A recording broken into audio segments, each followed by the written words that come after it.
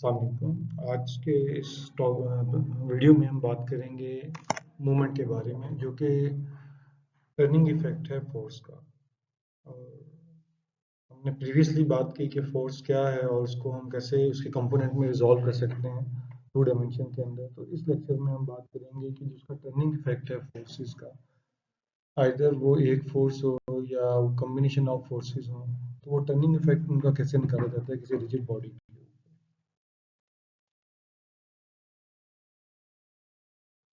Moment को अगर हम सिंपली डिफाइन करें तो वो ये turning effect of the force है, जो कि इक्वल होता है आपके मैग्नीट्यूड ऑफ फोर्स के, और इसको हम मल्टीप्लाई करते हैं perpendicular distance between the point of rotation to the line of action of the force. यहाँ पे चीज़ इंपॉर्टेंट है फोर्स की लाइन ऑफ एक्शन, और दूसरी चीज़ इंपॉर्टेंट है कि डिस्टेंस वो हो जो परपेंडिकुलर हो। मीन्स अगर हम एक लाइन ड्रॉ करते हैं जिस पॉइंट पे हम मोमेंट देखना चाह रहे हैं बॉडी के ऊपर, वहां से फोर्स की तरफ, और force of line of action पे वो इस तरह जाके मिले कि 90 डिग्री बन जाए, वो वाला डिस्टेंस हमारे लिए इम्पोर्टेंट होगा। अगर हम बात करें इस डायग्राम में, आप देखें कि हम रेंज से किसी चीज़ को टर्न करने की कोशिश कर रहे हैं। इस कंडीशन में जो आप फोर्स लगा रहे हैं एफ, और जो आपको डिस्टेंस नजर आ रहा है डी, ये दोनों एक दूसरे के साथ परपेंडिकुलर है। तो जब हम मैग्नीट्यूड वाइज बात करते हैं तो हम वहाँ पे ये कहते हैं कि जनाब ये फोर्स है, अगर इसकी जो भी मैग्नीट्यूड है और ये जो डिस्टेंस है, फर्ज करें अगर हम SI में जाते हैं तो हम 100 न्यूटन की फोर्स लगाते हैं और ये डिस्टेंस हमारे पास 0.1 मीटर है, इन दोनों को हम सिंपली मल्टीप्लाई कर देंगे। या हम फुट पाउंड सिस्टम में जाते हैं, हम कहते हैं कि हमने 50 पाउंड की फोर्स लगाई है और ये डिस्टेंस हमारे पास 6 इंचज है, तो उसमें हम उनको मल्टीप्लाई कर देंगे। ये आपकी सिंपल मैग्नीट्यूड आ जाती है। और फिर इस इफेक्ट को देखते हैं कि ये टर्न कैसे हो रहा है, क्लॉकवाइज टर्न हो रहा है या काउंटर क्लॉकवाइज टर्न हो रहा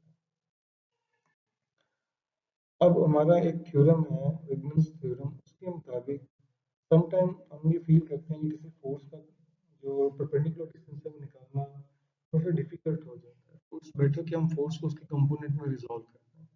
तो ये थ्योरम ये कहते हैं कि moment produced by a force is equal to the moment produced by the component. अगर आप रिकॉल करें तो प्रीवियसली भी हम ये क्लेम करते थे कि the effect produced by the force or effect produced by number of forces, if the same, then number of forces will be called components of the principal force।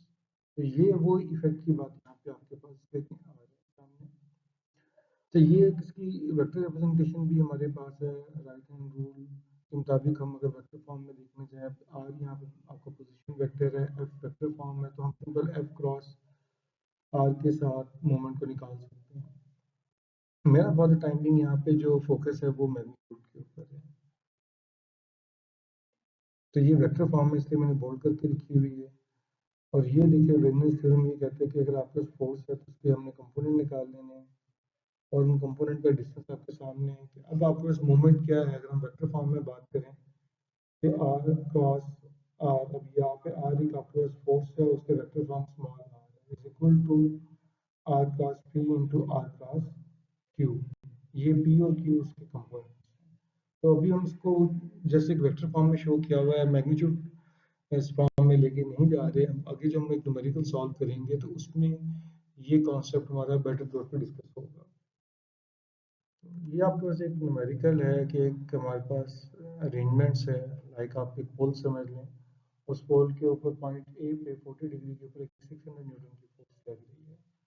अब हम इसको रिजॉल्व करना चाहते हैं कि इसका जो बेस पॉइंट है पोल का, वो वहाँ पे इसका क्या टर्निंग इफेक्ट आ रहा है। और ये इसलिए भी ज़रूरी है कि कल जब हम इसको इरेक्ट करते हैं कहीं पे, इस पार्ट को यूज़ करते हैं, तो हमें वो पॉइंट को कितना मजबूत बनाना चाहिए कि ये पोल गिरे ना। अब यहाँ पे हमारी जो पहली रिक्वायरमेंट है वो ये है कि हमें ओ और line of action of the force के दरमियान परपेंडिकुलर डिस्टेंस चाहिए। ये पॉइंट ओ है आपके पास, और ये आपका line of action of force है, और ये 90 डिग्री, ये डिस्टेंस हमारे पास हमारी मेन रिक्वायरमेंट। अब इसके लिए हम क्या करते हैं, हमारा ये गिवन एंगल आप देखें, यहाँ पे एंगल गिवन था 40, इसको हम आगे रेप्लिकेट करेंगे। हमने एक लाइन ड्रॉ की है जो इस फोर्स के बिल्कुल पैरेलल है, यहाँ से स्टार्ट हो रही है। जब ये पैरेलल होगी तो ये एंगल और यहाँ पे जो एंगल बनेगा वो क्या होगा, सेम होगा। तो दोनों एंगल क्या है 40। अगर ये 40 है तो ये जो एंगल हमारे पास है, क्योंकि टोटल एंगल 90 डिग्री था, यहाँ तक 40 है, तो नेक्स्ट हमारे पास 50 होगा। अब हमारे पास देखें जो डिस्टेंस डी है वो डिवाइड हो गया है ओ से लेके इस डॉटेड लाइन तक और इस डॉटेड लाइन से लेके आगे।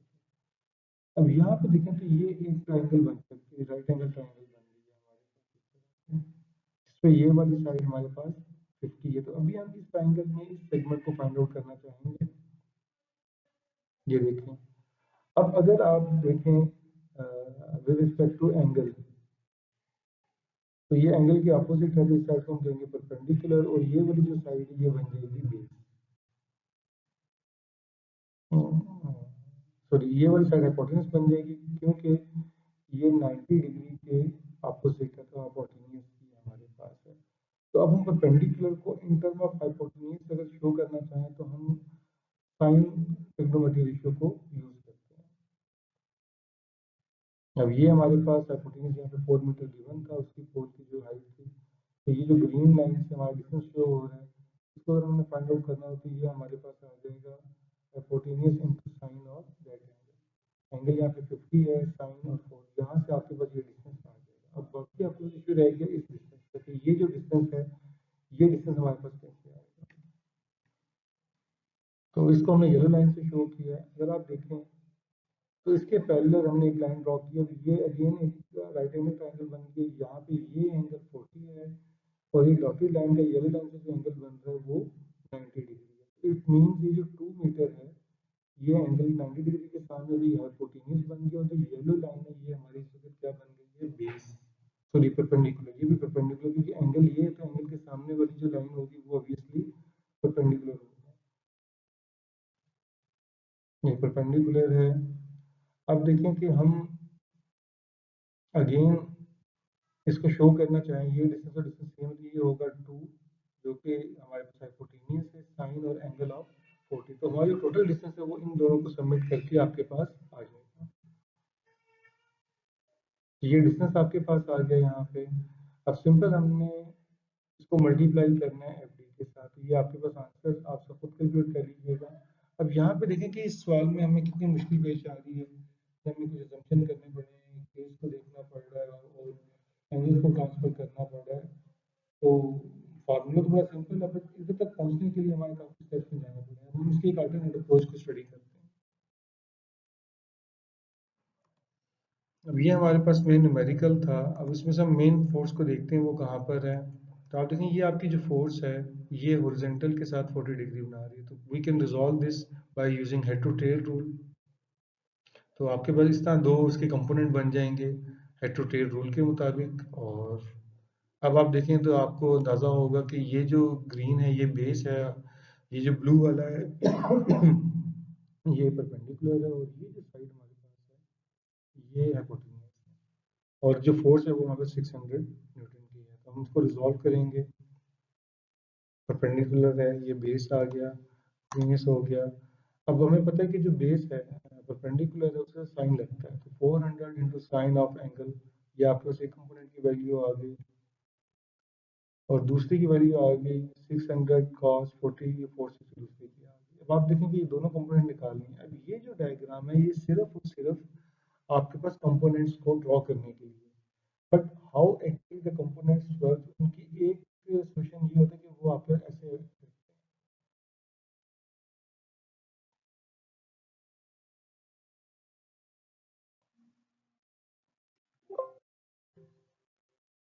अब आप ये देखें कि ये आपके पास वो फोर्स है, ये हॉरिजॉन्टल कंपोनेंट इसका ऐसे एक्ट करेगा।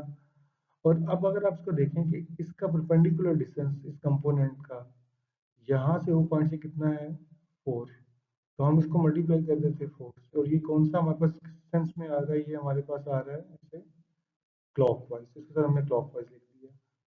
जो दूसरा कंपोनेंट हमारे पास है वो आप देखें ऑब्वियसली इसी पॉइंट पे शो होगा, आगे किसी पॉइंट पे जाके शो नहीं होगा, जैसे इस डायग्राम में था। ये डायग्राम सिर्फ सिर्फ हेटेरोक्लेट कंपोनेंट्स को निकालने के लिए है। ये इनकी एक्सेलरेशन, अब ये वाली आपकी जो फोर्स है गायब हो चुकी है, उसकी जगह ये दो फोर्सेस लग रही हैं जो पॉइंट ए पे ही इंटरसेक्ट कर रही हैं बेसिकली। तो हम स्टूडेंट समटाइम गलती कर जाते हैं, हम इस डायग्राम को समझ के इस डिस्टेंस को निकालने की कोशिश करते हैं और डिस्टेंस को हम मिस इंटरप्रेट करते हैं इस फोर्स के साथ। तो आपको ये कॉन्सेप्ट लेना चाहिए कि ये डायग्राम सिर्फ और सिर्फ कंपोनेंट फाइंड आउट करने के लिए, हाउ एक्चुअली दे वर्क, हमने इसको उठा के ये और ये वाली दो फोर्स लगा दी। अब आप देखें इसका ये लाइन ऑफ एक्शन है, इसका डिस्टेंस कितना है 2, तो इसकी मैग्नीट्यूड हमारे पास कितनी थी 386 को हम 2 से मल्टीप्लाई करेंगे। अगेन देखें ये भी जब इसके पास ओ पॉइंट पे जाएगी तो ये ऐसे क्लॉकवाइज शो कर रही है, तो ये क्लॉकवाइज है। अब देखिए दोनों जो कि क्लॉकवाइज हैं तो ऐड हो जाएंगी। अब ये जरूरी नहीं है कि आपके कंपोनेंट्स जो बने वो हमेशा एक ही डायरेक्शन में चलें, डिपेंड्स केस टू केस। कुछ केसेस में एक कंपोनेंट क्लॉकवाइज मोमेंट प्रोड्यूस करेगा, दूसरे काउंटर क्लॉकवाइज कर सकते हैं, दोनों काउंटर क्लॉकवाइज कर सकते हैं, दोनों क्लॉकवाइज कर सकते हैं। तो ये जरूरी नहीं है कि सारों का एक ही सेंस हो, दोनों को आपने हमेशा ऐड करना है, डिपेंड्स। तो अब आप यहाँ पे चूंकि दोनों एक जैसे थे हमने ऐड कर दिया, हमें यहाँ पे डिक्लेयर करना चाहिए वैसे कि आपने किसको पॉजिटिव लेना है। लाइक हम कहते हैं कि clockwise movement is taken as positive, दोनों ऐड हो जाएंगे। मैं कहता हूँ कि नहीं, counter clockwise taken as positive, तो उस कंडीशन में अगर मैं कहता हूँ counter clockwise is taken as positive, जो कि नॉर्मली स्टैंडर्ड रखा जाता है counter clockwise movement is positive, तो यहाँ पे भी माइनस साइन आएगा, यहाँ पे भी माइनस साइन आएगा, और एंड पे जो हमारा आंसर आएगा जो माइनस में आएगा, तो फिर हम लिखेंगे नहीं भाई ये जो मोमेंट है हमारा क्योंकि माइनस है, मतलब कि ये काउंटर क्लॉकवाइज नहीं है क्लॉकवाइज है, तो हम अपने आखिरी आंसर के साथ क्लॉकवाइज लिख देंगे और वहाँ पे हम कोई माइनस प्लस का साइन शो नहीं करेंगे। तो ये एक वे होता है कि how we can find the moment. अब आप देखें कि ये वे ज़्यादा आसान है, इसमें कोई ज़्यादा हमारी कॉम्प्लिकेशन नहीं थी। प्रीवियस कॉन्सेप्ट हमारे पास था कि how to resolve a force into its component, तो उसको हमने यूज़ करते हुए बड़ी आसानी से इसको सॉल्व कर लिया। बात करते हैं कपल के एक मोमेंट के एक स्पेशल केस कपल के बारे में। कपल को अगर हम डिफाइन करें तो ये एक मोमेंट है जो दो इक्वल अपोजिट और नॉन कोलिनियर फोर्सेस से जो टर्निंग इफेक्ट प्रोड्यूस होता है उसको हम कपल कहते हैं। तो यहाँ पे जो चीज़ इम्पोर्टेंट है वो ये है कि ये दोनों फोर्सेस को एंटी पैरेलल भी होना चाहिए, मतलब दो फोर्सेस तो हैं इक्वल तो हैं। बेसिकली ये जो टर्म इक्वल है ये शो करता है उनकी लाइन ऑफ डायरेक्शन को भी वेक्टर फॉर्म में। तो अगर आप टू इक्वल भी लिखेंगे that's enough, but to be more precise अगर आप इस डेफिनेशन में ये चीज़ ऐड कर दें कि नॉन या एंटी पैरेलल आप कर दें, तो उसमें ये कॉन्सेप्ट क्लियर हो जाएगा कि जो उनका लाइन ऑफ एक्शन है वो सेम है, सिर्फ उनकी प्लेस डिफरेंट है। जो नॉन कोलिनियर से उसने बात बता दी कि वो जो दोनों जो फोर्सेस हैं वो एक लाइन पे एक्ट नहीं कर रही। लाइक आप एक रस्सी को दोनों हाथों से खींचें तो वो टर्निंग इफेक्ट प्रोड्यूस नहीं होगा। क्यों? क्योंकि वो दो इक्वल फोर्सेस भी हैं, एंटी पैरेलल भी हैं, अपोजिट हैं, और नॉन कोलिनियर ना होने की वजह से वो टर्निंग इफेक्ट प्रोड्यूस नहीं करेंगे। लेकिन अगर आप किसी चीज़ को अपने लैपटॉप को या टेबल को टर्न करने की कोशिश करते हैं तो वो जो कि आप इक्वल फोर्स लगा रहे हैं, अपोजिट डायरेक्शन है, एंटी पैरेलल है, और वो चूंकि नॉन कोलिनियर तो टर्निंग इफेक्ट के टेबल पे प्रोड्यूस होगा। तो ये इसकी डिफरेंट वे ऑफ रिप्रेजेंटेशन है कि जब आपको न्यूमेरिकल या कहीं पे शो करना हो तो हम इस तरह डिफरेंट वे में इसको शो कर सकते हैं। तो ये सिंबल है कि यहाँ पे ऑलरेडी कपल फोर्स लग रहा है। अब कपल की एक और खूबी ये होती है कि वो जब बॉडी पे एक्ट कर रहा है तो उसके लिए पोजीशन मैटर नहीं करती। जब हम उसको शो करते हैं कि इस बॉडी के ऊपर एक कपल एक्ट कर रहा है लाइक 100 न्यूटन मीटर का, तो उस जैसे हमने प्रीवियसली देखा कि आपके पास अगर पॉइंट चेंज हो जाए जहाँ पे हम मोमेंट फाइंड आउट करना चाह रहे हैं तो मोमेंट की वैल्यू बदल जाएगी। लेकिन जब हम किसी बॉडी को कह देते हैं कि भाई इस पे इतना टर्निंग इफेक्ट है कपल की फॉर्म में, तो वहाँ पे उस बॉडी के ऊपर आप किसी भी पॉइंट पे जाएंगे तो वो same amount of turning effect आपको मिलेगा। तो ये कपल का एक स्पेशल केस हमारे स्टेटमेंट को जो मैंने आपसे कहा कि कपल जो है वो डिपेंड नहीं करता कि बॉडी पे कहाँ पे लग रहा है, पॉइंट ऑफ रोटेशन पे आप देख रहे हैं। इसको हम एलेबोरेट करेंगे कि ये फर्ज करें हमारे पास कोई लाइन है जिसके ऊपर हमारे पास एक पॉइंट ओ है और इससे ए पॉइंट के ऊपर जो कि 10 मीटर के फासले पे एक फोर्स लग रही है, उसको मैंने नाम दिया है 200 न्यूटन का। और ए से आगे 5 मीटर के फासले के ऊपर बी फोर्स लग रही है, बी पॉइंट पे एक फोर्स लग रही है सेम। अब देखें क्या ये दोनों फोर्सेस कपल की डेफिनेशन पे पूरा उतरते हैं एज पर डेफिनेशन। ये इक्वल हैं जी, इक्वल हैं, अपोजिट है, अपोजिट है, एक लाइन पे है नहीं, एक लाइन पे नहीं, नॉन लीनियर है, और पैरेलल है हाँ, ये एक दूसरे के पैरेलल है। तो ये चारों एस्पेक्ट हैं इसके। Number one equal in magnitude, number two opposite, number three non collinear, number four parallel. तो ये चारों पे पूरा उतर, इसका मतलब कि ये दोनों फोर्सेस को हम कपल फोर्स कह सकते हैं। अब हम इसे कैलकुलेट करने की वे के ऊपर आते हैं कि हाउ वी कैन कैलकुलेट। पहले तो हम सिंपल मोमेंट का कॉन्सेप्ट यूज करते हैं इसे कैलकुलेट करने की कोशिश करते हैं। अगर हम ऑब्जर्व करें तो हमारे पास ओ पॉइंट से जो ए फोर्स का लाइन ऑफ एक्शन है F2 का, वो 10 मीटर है।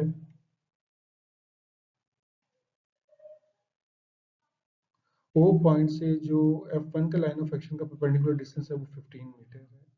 और हम यहाँ पे अज्यूम करते हैं कि हमारा counter clockwise movement is taken as positive. अब अगर आप देखें, हमने मोमेंट कैलकुलेट करना है, ये काउंटर क्लॉकवाइज का साइन मुझे ऐसे ही मिला है फिलहाल। तो F1 इंटू 15, ये जो फोर्स है हमारे पास, ये काउंटर क्लॉकवाइज मूवमेंट प्रोड्यूस कर रही है। इसका डिस्टेंस कितना था, 15 था। और ये F2 जो है हमारे पास ये क्लॉकवाइज प्रोड्यूस कर रही थी, इसलिए मैंने नेगेटिव साइन दिया है, इंटू 10 जो इसका डिस्टेंस था। आप इनको सिंप्लीफाई करें तो आपका जवाब आता है 500 न्यूटन मीटर काउंटर क्लॉकवाइज। तो ओ पॉइंट पे जो इन कपल फोर्स का मोमेंट प्रोड्यूस हो रहा है वो कितना है, 500 न्यूटन मीटर, और उसका इफेक्ट है काउंटर क्लॉकवाइज। अब हम देखते हैं कि अगर हम पॉइंट ऑफ रोटेशन चेंज करते हैं, हम ए पॉइंट के ऊपर आ गए हैं। तो अब ए पॉइंट पे क्या होगा, अगर मैं देखूँ ये जो फोर्स F1 है, इसका ए पॉइंट से डिस्टेंस कितना है, वो है 5 है। और ये कौन सा मोमेंट प्रोड्यूस करेगी ए पॉइंट के ऊपर, काउंटर क्लॉकवाइज, इसलिए इसको पॉजिटिव कह दिया। अब F2 फोर्स जो है वो बेसिकली कहाँ से गुजर रही है, ए पॉइंट से। जब कोई फोर्स पॉइंट ऑफ रोटेशन से गुजरे या फोर्स का line of action point of rotation से गुजरे, उसका परपेंडिकुलर डिस्टेंस क्या होगा, जीरो। तो जो जीरो होगा उसकी वजह से उस फोर्स का जो टर्निंग इफेक्ट है वो भी क्या हो जाएगा, जीरो हो जाएगा। तो उसको मैं प्लस लिखूं या माइनस लिखूं, डजेंट मैटर, क्योंकि ये चीज है ही जीरो इफेक्ट प्रोड्यूस करी। यहाँ पे फोर्स जीरो नहीं है, लेकिन क्योंकि उसका परपेंडिकुलर डिस्टेंस जीरो हो चुका है, तो वो कोई मूवमेंट प्रोड्यूस नहीं करेगी। तो ये हमारे पास कैलकुलेशन आ गई। तो अगेन आप देखें जवाब सेम है, हालांकि पहले हम ओ पॉइंट पे थे, अब हम ए पॉइंट पे आए, जवाब हमारा सेम आ गया। अब हम बी पॉइंट पे जाने की कोशिश बात करते हैं। तो बी पॉइंट पे ऑब्जर्व करें, जो F2 फोर्स है इस वक्त, उसका डिस्टेंस इससे कितना 5 है, और ये फोर्स बी पॉइंट पे काउंटर क्लॉकवाइज मूवमेंट प्रोड्यूस कर रही है, तो इसलिए ये पॉजिटिव हो गई। अब F1 अगेन बी पॉइंट से गुजर रहा है, तो फोर्स तो जीरो नहीं है, लेकिन इसका परपेंडिकुलर डिस्टेंस क्या है, जीरो है। तो इसको हम प्लस लिखें या माइनस, डजंट मैटर। इसको सिंप्लीफाई करेंगे तो जवाब हमारे पास क्या आ रहा है, सेम। तो आप देख लेंगे पॉइंट ओ था, ए था या बी था, हर केस में आपके पास जो जवाब है वो सेम आ रहा है, जो हमारे इस हाइपोथेसिस को शो करता है कि जो कपल फोर्स जब किसी बॉडी पे लगती है तो पॉइंट ऑफ रोटेशन इंपॉर्टेंट नहीं होता। तो कपल को फाइंड आउट करने का सबसे सिंपलेस्ट वे ये है कि अगर आपके पास इनके दरमियान परपेंडिकुलर डिस्टेंस आ जाए तो इनकी मैग्नीट्यूड को आप मल्टीप्लाई करते हैं। मतलब हमें इतनी ज़्यादा कैलकुलेशन में जाने की जरूरत ही नहीं है। इसकी मैग्नीट्यूड कितनी है, 100 है, और इनके साथ परपेंडिकुलर डिस्टेंस कितना है, 5। इन दोनों को आप मल्टीप्लाई करेंगे तो कपल आ जाएगा। सिंपली आप कपल को ऐसे भी कैलकुलेट कर सकते हैं। तो बताने का मकसद सिर्फ ये था कि how we can calculate the couple. बड़ा सिंपल है कि the line of action of जो कपल है उसके दरमियान परपेंडिकुलर डिस्टेंस, मैं अगेन रिपीट करूंगा, डिस्टेंस शुड बी परपेंडिकुलर, और मैग्नीट्यूड से आप मल्टीप्लाई करते हैं। तो ये आपका जो कपल है, इस पूरे ऑब्जेक्ट पे कोई और सी डी ई पॉइंट आप ले लें, सब पे जवाब सेम आएगा। कपल को हम कहते हैं इक्विवेलेंट कपल। आप देखें ये फोर्सेस ऐसे लग रही हों, फोर्सेस इस पॉइंट पे लग रही हों, फोर्सेस इस तरह से लग रही हों, या फोर्सेस इस तरह से लग रही हों। अब देखें यहाँ पे फोर्स बढ़ चुकी है, मैग्नीट्यूड का, इन सब में जो आपका कपल है वो क्या है, सेम है। तो आप ऑब्जेक्ट के ऊपर आपको क्वांटिटी और डायरेक्शन मैटर करती है, ना कि वो किस तरह से कितनी मैग्नीट्यूड से लग रही है। तो हम इक्विवेलेंट कपल कहेंगे। डिपेंडिंग होता है कि समटाइम हमारे पास इधर ऐसे फोर्स लगाना फिजिबल नहीं होता, हम ऐसे फोर्स लगा देते हैं। अगर ऐसे भी फिजिबल नहीं तो हम ऐसे फोर्स लगा सकते हैं। और समटाइम हमारे पास जगह की तंगी की वजह से हम फोर्स बढ़ा देते हैं, डिस्टेंस कम कर देते हैं। मेन हमारा गोल क्या है कि एक क्वांटिटी आपके पास कपल की या मोमेंट की टर्निंग इफेक्ट की प्रोड्यूस होता है। ऐसे कपल को हम कहते हैं इक्विवेलेंट कपल। सिर्फ हमारे पास है, हम कहते हैं फोर्स कपल सिस्टम। आपके पास फर्ज करें कि कोई ऑब्जेक्ट है, इस पे ये फोर्स लग रही है ए पॉइंट पे, अब हमारे पास कोई डिज़ाइन कंस्ट्रेंट आ जाती है, हम ए पॉइंट पे कोई फोर्स नहीं लगा सकते, हम बी पॉइंट पे कोई फोर्स लगाना चाहते हैं, तो ऑब्वियसली जब हम इस फोर्स को इधर मूव करेंगे तो टर्निंग इफेक्ट जो फोर्स ए पे प्रोड्यूस कर रही थी वो बी पे सेम टर्निंग इफेक्ट प्रोड्यूस नहीं करेगी इस बॉडी के अंदर। तो हमें एक एडिशनल कपल लगाना पड़ेगा। तो उसका तरीका क्या है, हम बी पॉइंट पे दो फोर्सेस लगाएंगे जो इस फोर्स के पैरेलल और एंटी पैरेलल। अब चूंकि एक ही पॉइंट पे लग रही हैं तो एक दूसरे के इफेक्ट को ये कैंसिल आउट कर देंगी। ये ऐसे ही जैसे हम कहते हैं जी +5 -5 डिवाइडेड बाय 5 मल्टीप्लाइड बाय 5, तो ऐसा ही ये कॉन्सेप्ट है यहाँ पे। अब लेकिन आप देखिए कि अगर हमारी रिक्वायरमेंट क्या थी कि हमने ए पे जो फोर्स लग रही है वो बी पे लगानी है, तो ये वाली फोर्स आपके पास बी पे लग चुकी है, तो बाकी ये और ये फोर्स बची। अब देखिए क्या ये फोर्सेस इक्वल इन मैग्नीट्यूड हैं? जी इक्वल इन मैग्नीट्यूड हैं। अपोजिट इन डायरेक्शन है? अपोजिट इन डायरेक्शन है। अच्छा, एंटी पैरेलल हैं? एंटी पैरेलल भी हमारे पास हैं। और नॉन कोलिनियर है? जी नॉन कोलिनियर है। इट मीन्स कि ये एक कपल प्रोड्यूस करेंगे जो क्या होगा, इस फोर्स को इस परपेंडिकुलर डिस्टेंस से आप मल्टीप्लाई कर दें। तो आप देखें कि यहाँ पर जब ये फोर्स इधर से इधर शिफ्ट होगी तो इसके साथ एक एडिशनल कपल बन गई जिसकी मैग्नीट्यूड क्या है, एफ डी। तो ये हमारे पास फोर्स कपल सिस्टम होता है कि सम टाइम हमारे डिजाइन में एलिमेंट्स पे कोई सपोर्ट लगाना किसी जगह पे फिजिबल नहीं होता या कनेक्ट करना फिजिबल नहीं होता, हम किसी और जगह से कनेक्ट करते हैं, तो उसकी वजह से जो उसमें इफेक्ट आ रहा है, टर्निंग इफेक्ट का फर्क आ रहा है, वो हम एडिशनल कपल लगा के दूर कर सकते हैं। तो शॉर्टली हम ऐसे शो करते हैं इस मैकेनिज्म को। तो आप अभी हम उससे रिटर्न वेरीफाई करेंगे तो मजीद कॉन्सेप्ट क्लियर हो जाएगा। हमें केस दिया गया है, उसमें कहा गया कि हमारे पास कोई फोर्स थी, ये 100 न्यूटन की और ये भी 100 न्यूटन, ये कपल था, ये यहाँ पे एक्ट कर रहा है, लेकिन due to some design conditions constraints हम इसको इस पॉइंट पे मूव कर गए हैं और इस पी की जो मैग्नीट्यूड है वो 400 है। तो कहते हैं कि बताएं ये पी किस एंगल पे लगाएं कि ये 400 वाला सेम टर्निंग इफेक्ट प्रोड्यूस करे, सेम मूवमेंट प्रोड्यूस करे, सेम कपल प्रोड्यूस करे जो ये 100 न्यूटन वाला कर रहा है। और यहाँ पे जितनी भी डायमेंशन है वो मिलीमीटर्स में है। तो सबसे पहले हम अपने इस रीजन को स्टडी करेंगे क्योंकि हमारे लिए इस एंगल को और इनके दरमियान जो परपेंडिकुलर डिस्टेंस है वो बहुत इंपॉर्टेंट है। तो हम देखेंगे कि अगर कपल कैलकुलेट करना है, उसकी डेफिनेशन में मैग्नीट्यूड ऑफ द फोर्स जो कि 400 न्यूटन हमें गिवन है, मल्टीप्लाइड बाय होता है perpendicular distance between the line of action of the forces, वो और इस एंगल में क्या रिलेशनशिप है।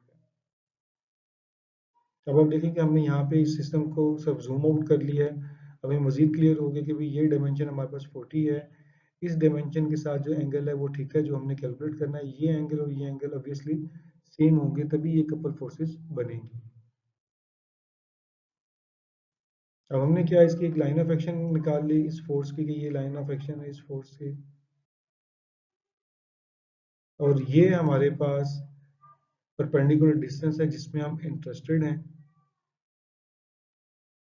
और ये वो डिस्टेंस है बेसिकली जो हमें 40 मिलीमीटर का गिवन है। यहाँ से इसको मैंने पैरेलल एक लाइन ड्रॉ कर लिया। यहाँ पे आप देखिएगा कि ये जो वाइट सी लाइन बेसिकली ये चूंकि 3D में शो कर रहे हैं, ये जो रेड हमारी फोर्स है और ये जो ग्रीन लाइन है ये परपेंडिकुलर है बाय डेफिनेशन, और ये जो व्हाइट वाली लाइन है और ये जो ब्लैक ब्लैक वाली लाइन है ये भी एक दूसरे पे 90 डिग्री बना रही है।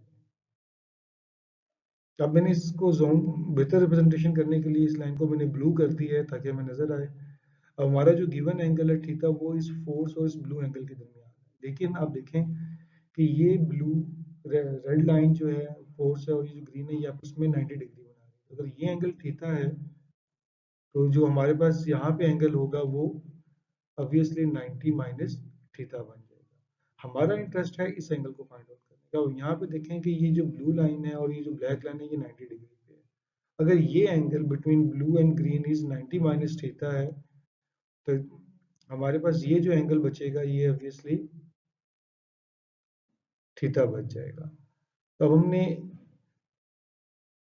ये जो हमारे पास डिस्टेंस था इसको फाइंड आउट करने के लिए यहाँ पे एंगल निकाले। अगर ये एंगल हमारे पास है तो ये जो हमारे पास ग्रीन चीज़ है ये बेस बन जाएगी, और ये जो एंगल है ये 90 डिग्री था, तो इस 90 डिग्री की वजह से ये जो ब्लैक वाली लाइन है ये हिपोटेन्यूज बन गई है। इसको एक और वे में अगर हम रिप्रेजेंट करें तो ये आपके पास है कि ये एंगल थीटा है, ये सॉरी ये डिस्टेंस डी है, ये थीटा है, और ये आपके पास डॉटेड लाइन 40 है। तो अगर हम यहाँ पे देखें तो ये 40 क्या है, हाइपोटेन्यूज है, डी यहाँ पे बेस है, तो आपके पास जो डिस्टेंस है वो आ जाएगा 40 cos थीटा। क्योंकि ये डिस्टेंस मिलीमीटर में, तो हम इसको मिलीमीटर में कन्वर्ट करेंगे तो ये आपके पास एक रिलेशनशिप बन जाएगा।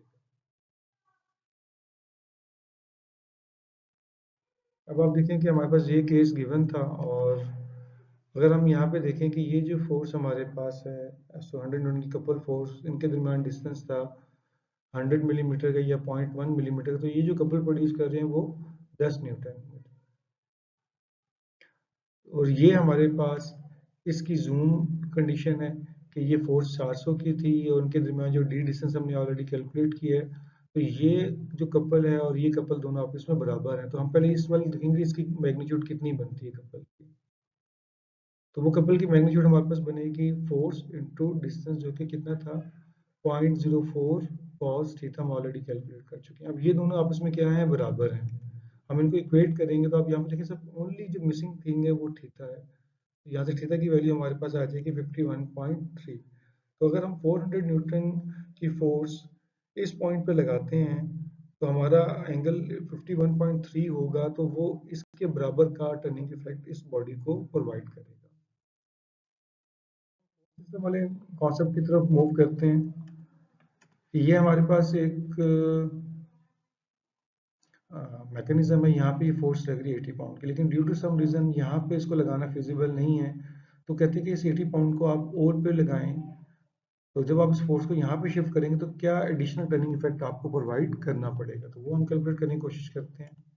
ये हमारी डायग्राम है, हम पहले भी डिस्कस कर चुके हैं कि जहाँ पे हमने फोर्स लगानी होती है, शिफ्ट करनी होती है, तो वहाँ पे हम दो इक्वल फोर्सेज लगा देते हैं जो अपोजिट इन डायरेक्शन है। अब देखें कि ये फोर्स और ये फोर्स, तो हमारी किस्म की शिफ्ट होगी कि हमें इस फोर्स को सस्टेन करना है। ये वाली फोर्स और ये वाली फोर्स इक्वल हैं, अपोजिट है, पैरेलल है, नॉन कोलिनियर है, नॉन कोलिनियर है। तो ये आपके पास एक कपल बना देंगे। अब उसे कपल को कैलकुलेट कैसे करना है, अगर मैं इस फोर्स का लाइन ऑफ एक्शन देखूं तो ये लाइन ऑफ एक्शन मैंने यहाँ पे आपको डॉटेड लाइन से शो किया है, ये वाली चीज। और जो परपेंडिकुलर डिस्टेंस है इन फोर्स में, अगर हम देखें इस पॉइंट से इन दो फोर्सेस में, तो ये हमारी येलो लाइन से शो हो रहा है। ये एंगल क्या है, गिवन है हमारे पास, इट शुड बी 30 डिग्री, क्योंकि ये हमारे पास 60 है, तो ये वाला एंगल ऑब्वियसली 30 होगा। यहाँ पे 30 एंगल आ गया। अब आप देखें कि इसकी जो लंबाई थी वो 9 इंच हमारे पास थी। अब ये अगर आप देखें तो ये 90 डिग्री है, तो ये चीज़ हमारे पास उसके अपोजिट हाइपोटेन्यूस बन गया, और ये जो येलो लाइन है ये हमारे पास क्या बन जाएगी, बेस बन जाएगी।